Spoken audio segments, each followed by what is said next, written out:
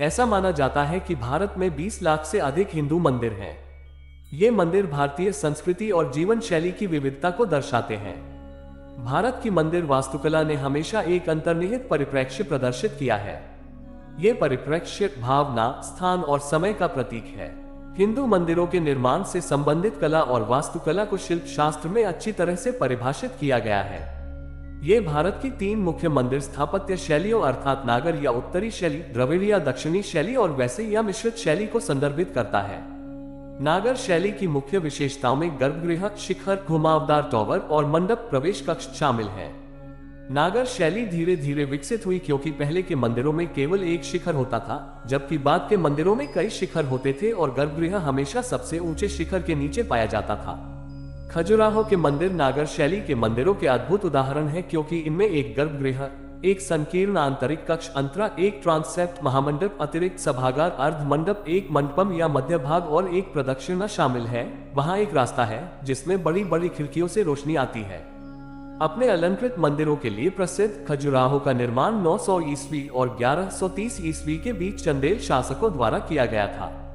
खजुराहो और उसके मंदिरों का पहला उल्लेख अबू रेहान अल बेरूनी 1022 और इब्न बतूता 1335 के वृतांतों में मिलता है। कहा जाता है कि ये मंदिर 20 वर्ग किलोमीटर के क्षेत्र में फैले हुए थे और 12वीं शताब्दी में यहाँ लगभग 85 मंदिर थे। समय के साथ खजुराहो में मंदिरों की संख्या आज घटकर केवल 20 रह गई है। चंदेल साम्राज्य ने 10वीं से 14वीं शताब्दी तक मध्य भारत पर शासन किया। चंदेल कला और वास्तुकला में अपनी रुचि के लिए जाने जाते थे। हालांकि वह शैव धर्म के अनुयायी थे, लेकिन कहा जाता है कि उनकी रुचि वैष्णव धर्म और जैन धर्म में भी थी। मंदिरों की नक्काशी मुख्य रूप से हिंदू देवताओं और पौराणिक कथाओं से संबंधित है। इसकी स्थापत्य शैली भी हिंदू परंपराओं के अनुरूप है। इनकी पुष्टि विभिन्न कारकों द्वारा की जा सकती है। हिंदू मंदिर के निर्माण की एक महत्वपूर्ण विशेषता यह है कि मंदिर का मुख सूर्योदय की दिशा में होना चाहिए। खजुराहो के सभी मंदिरों का निर्माण इसी बात को ध्यान में रखकर किया गया है। इसके अलावा यहाँ की नक्काशी हिंदू धर्म के जीवन के 4 लक्ष्यों अर्थात धर्म, काम, अर्थ और मोक्ष को दर्शाती है। चंदेलों द्वारा निर्मित स्मारक अपनी वास्तुकला और मूर्तिकला के लिए प्रसिद्ध थे। चंदेलों को ललित कला, संगीत और नृत्य की विभिन्न शैलियों में भी गहरी रुचि थी। ये तथ्य इन मंदिरों की दीवारों पर संगीत और नृत्य के विभिन्न दृश्यों को दर्शाती मूर्तियों से स्पष्ट होता है। खजुराहो के मंदिरों में कामुक भावनाएं बहुत आम हैं। चौड़े कूल्हों, भारी स्तनों और लालसा भारी आंखों वाली स्वर्गीय अप्सराओं की मूर्तियां आमतौर पर कंदरिया महादेव और विश्वनाथ मंदिरों में पाई जाती हैं। ऐसा माना जाता है कि ये मूर्तियां महिला सौंदर्य और प्रजनन क्षमता की अवधारणा को दर्शाती हैं। मंदिर की दीवारों पर चित्रित अन्य दृश्य मानव जीवन चक्र का हिस्सा हैं, जो दर्शाते हैं कि यौन प्रजनन और काम मानव जीवन के आवश्यक पहलू हैं।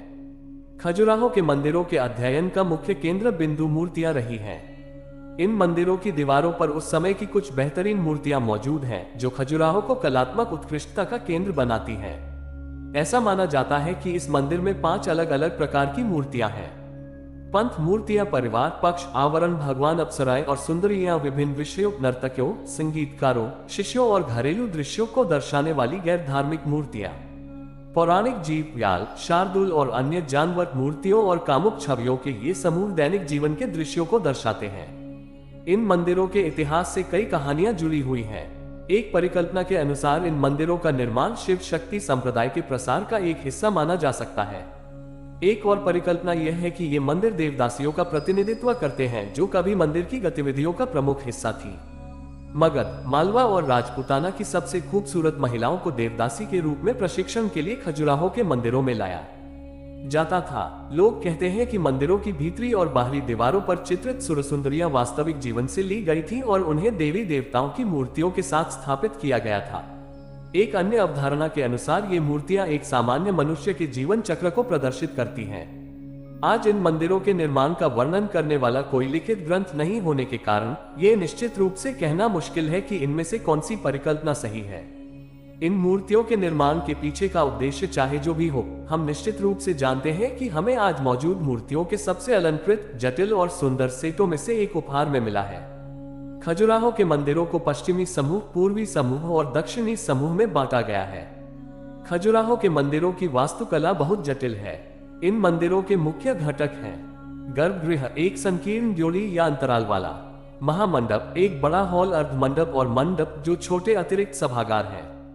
प्रदक्षिणा पथ एक परिक्रमा पथ। खजुराहो के कुछ मंदिर पंचायतन प्रकार के हैं, जिनमें 4 मंदिर देवताओं को समर्पित हैं और अक्सर एक अन्य मंदिर मुख्य देवता के वाहन को समर्पित है।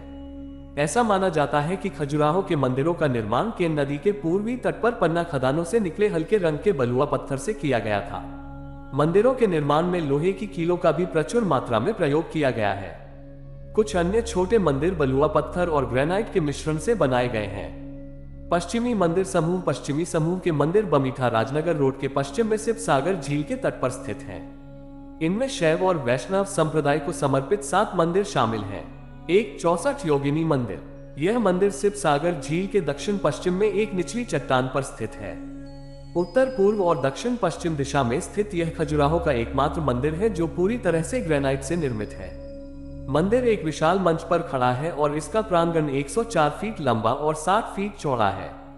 मंदिर परिसर में 65 छोटी कोठरियां थीं, जिनमें से एक देवी काली को समर्पित थी और शेष 64 योगिनियों को समर्पित थीं, जो देवी काली की दासियां मानी जाती थीं, जिनके नाम पर मंदिर का नाम रखा गया था। इन 65 कोठरियों में से अब केवल 35 कोठरियां ही बची हैं। इनमें से किसी में भी अब कोई मूर्ति नहीं है। प्रत्येक कक्ष की छत पर एक छोटी मीनार या शिखर है, जिसके निचले हिस्से को चैत्य खिड़कियों की नकल में त्रिकोणीय आभूषणों से सजाया गया है। मंदिर की निश्चित आयु बताने वाला कोई दिनांकित शिलालेख भी नहीं है। 2 कंदरिया महादेव मंदिर। 10वीं सदी का यह मंदिर खजुराहो के सभी मंदिरों में सबसे बड़ा है। यह मंदिर 109 फीट ऊंचा और 60 फीट चौड़ा है। मंदिर की आंतरिक व्यवस्था हिंदू मंदिर के सामान्य निर्माण से भिन्न है, क्योंकि इसमें गर्भगृह के चारों ओर एक खुला मार्ग है और इस कारण मंदिर के आंतरिक भाग में बनी वेदी ऊंची है। कंदरिया मंदिर की दीवारों पर लगभग 900 मूर्तियां हैं। मूर्तियों की ऊंचाई 2.5 फीट से लेकर 3 फीट तक है। मंदिर का प्रवेश द्वार मेहराबदार है और देवी देवताओं और संगीतकारों की मूर्तियों से सजाया गया है। इसके अतिरिक्त गर्भगृह के प्रवेश द्वार पर फूलों की नक्काशी के साथ साथ तपस्या में लीन योगियों की मूर्तियां भी हैं। दरवाजे के चौखटों के आधार पर उकेरी गई महिला आकृतियां देवी गंगा नदी गंगा और देवी जमुना यमुना नदी की हैं। इन देवियों के साथ उनके वाहन क्रमशः मगरमच्छ और कछुआ भी होते हैं। गर्भगृह के अंदर भगवान शिव का प्रतीक, वहां एक संगमरमर का लिंग है। विभिन्न प्रकार की नाजुक मुद्राओं में अप्सराओं की कई आकृतियां भी हैं। 3 देवी जगदम्बा मंदिर। लगभग 77 फीट लंबा और 50 फीट चौड़ा यह मंदिर अब देवी जगदम्बा या जगत जननी के नाम से जाना जाता है। ऐसा माना जाता है कि गर्भगृह के प्रवेश द्वार के मध्य में भगवान विष्णु की मूर्ति होने के कारण यह मंदिर मूल रूप से उन्हीं को समर्पित था। इसके दाईं और बाईं ओर भगवान शिव और भगवान ब्रह्मा की मूर्तियां भी हैं। गर्भगृह के अंदर चतुर्भुजा देवी की एक बड़ी मूर्ति है, जिसमें कमल का फूल है। मंदिर में देवी लक्ष्मी भगवान विष्णु की पत्नी की एक और मूर्ति भी है। यहाँ मिले कुछ शिलालेखों के आधार पर माना जाता है कि इस मंदिर का निर्माण 10वीं या 11वीं शताब्दी में हुआ था। उस काल में चंदेल शासन अपने चरम पर था। गर्भगृह के दक्षिण में यम की मूर्ति है और भगवान शिव की मूर्ति 8 भुजाओं और 3 सिर वाली निचले स्थान पर है। 4 चित्रगुप्त या भरत जी मंदिर। यह मंदिर पूर्व दिशा की ओर है और इसकी लंबाई 75 फीट और चौड़ाई 52 फीट है।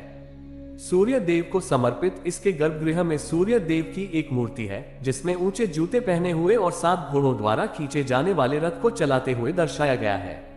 प्रतिमा की ऊंचाई 5 फीट है। प्रवेश द्वार पर सूर्य देव की एक और मूर्ति भी है। एक अन्य मूर्ति भगवान विष्णु की 11 मुखी मूर्ति है, जो गर्भगृह के दक्षिण की ओर मध्य स्थान में है। इस प्रतिमा का केंद्रीय सिर स्वयं भगवान विष्णु का है, जबकि शेष 10 सिर उनके 10 अवतारों के प्रतीक हैं। मंदिर पर कोई शिलालेख नहीं है, इसलिए इसके निर्माण काल का निश्चित अनुमान नहीं लगाया जा सकता। 5 विश्वनाथ मंदिर। विश्वनाथ या ब्रह्मांड के भगवान शिव का दूसरा नाम है, जिन्हें यह मंदिर समर्पित है। गर्भगृह के प्रवेश द्वार पर नंदी बैल पर सवार भगवान शिव की 90 फीट ऊंची मूर्ति है। दाईं और बाईं ओर भगवान ब्रह्मा की उनके वाहन हंस पर और भगवान विष्णु की उनके वाहन गरुड़ पर मूर्तियां भी हैं। मंदिर के अंदर एक लिंग है और मंडप के अंदर पत्थर की शिलाओं पर 2 संस्कृत शिलालेख खुदे हुए हैं। बाईं ओर का बड़ा शिलालेख 1059 विक्रम संवत या 1002 ईस्वी का है। इसमें राजा नानुका से लेकर राजा धन तक चंदेल राजाओं की वंशावली का वर्णन है। शिलालेख के अनुसार यह मंदिर राजा धन की देखरेख में बनाया गया था, जिन्होंने लिंग के अंदर पन्ना डालकर इसे भगवान शिव को समर्पित किया था। 6 लक्ष्मण मंदिर। इस मंदिर को चतुर्भुज मंदिर के नाम से भी जाना जाता है और ये लगभग 99 फीट ऊंचा और 46 फीट चौड़ा है। यह मंदिर वास्तुकला में नवीनता के लिए जाना जाता है। इस मंदिर के निर्माण के बाद से ही मंदिरों के निचले भाग के चारों ओर अलंकृत पट्टों का प्रयोग किया जाने लगा।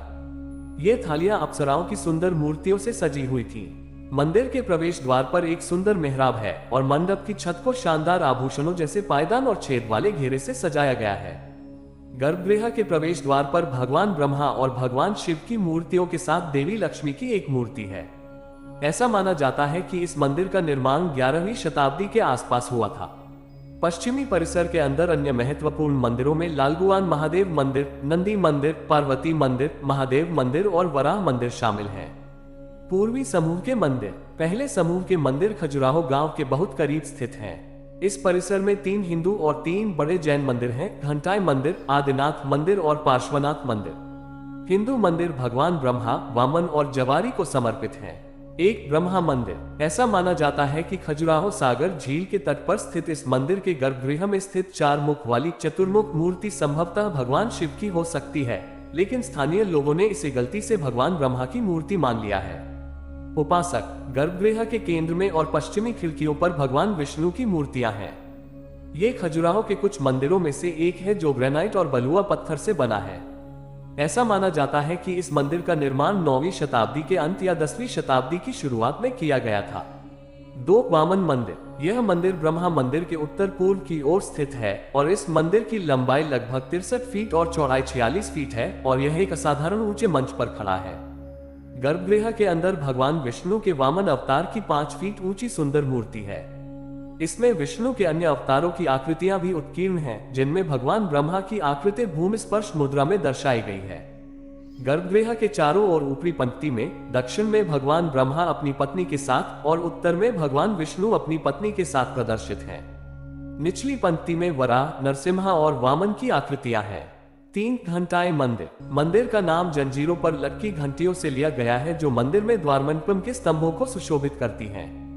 इसमें जैन तीर्थंकरों की 11 नग्न मूर्तियां और यक्षिणियों की 2 मूर्तियां हैं। लिंटेल के प्रत्येक छोर पर एक तीर्थंकर की आकृति है।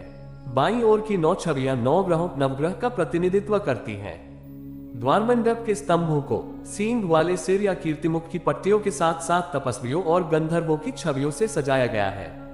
मंदिर की छत के किनारों पर पैनलों की कतारें हैं जिनमें संगीतकारों के समूहों को विभिन्न वाद्य यंत्रों पर नाचते और गाते हुए दर्शाया गया है। लिंटेल के ऊपर हाथी, बैल, शेर, लक्ष्मी, माला और अन्य ऐसी शुभ वस्तुएं चित्रित हैं जिन्हें जैन धर्म के संस्थापक महावीर की मां ने उनके जन्म से पहले अपने सपने में देखा था। 4 पार्श्वनाथ जैन मंदिर। यह मंदिर जैन मंदिरों में सबसे बड़ा है और 69 फीट ऊंचा और 35 फीट चौड़ा है। इसे 22वें जैन तीर्थंकर पार्श्वनाथ का मंदिर माना जाता है। मंदिर के प्रवेश द्वार के बाईं ओर एक नग्न पुरुष की मूर्ति है और दाहिनी ओर एक नग्न महिला की मूर्ति है और ऊपर केंद्र में 3 महिलाओं की मूर्तियां बैठी हुई हैं। प्रवेश द्वार के ऊपर 10 भुजाओं वाली एक जैन देवी गरुड़ पर विभिन्न हथियार धारण किए हुए बैठी है। चौखट के दोनों छोर पर 2 अन्य देवियां क्रमशः हंस और मोर पर सवार है, उकेरी गई हैं। मंदिर के अंदर पार्श्वनाथ की एक छोटी सी मूर्ति है जिनके नाम पर मंदिर का नाम रखा गया है।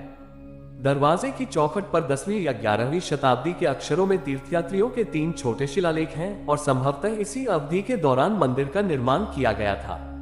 पूर्वी परिसर में अन्य महत्वपूर्ण मंदिर भी हैं, जिनमें जवारी मंदिर, आदिनाथ मंदिर और शांतिनाथ मंदिर शामिल हैं।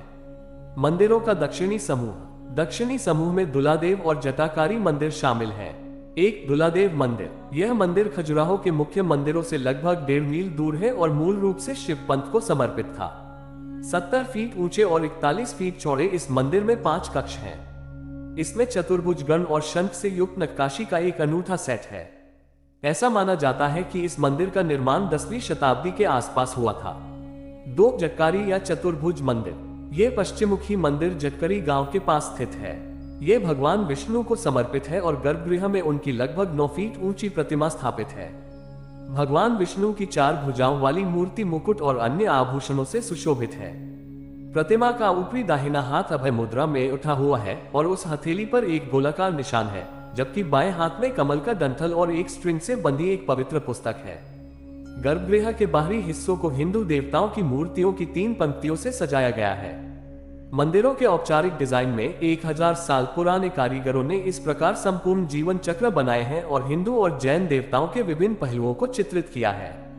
इसके अतिरिक्त ये मूर्तियां चित्रित विषयों की अनूठी विविधता के लिए भी उल्लेखनीय हैं। इसके अलावा सुरज सुंदरियों के कामुक रूप से तैयार किए गए शरीर और वस्त्रों और आभूषणों की लहरों और वक्रों को खूबसूरती से चित्रित किया गया है।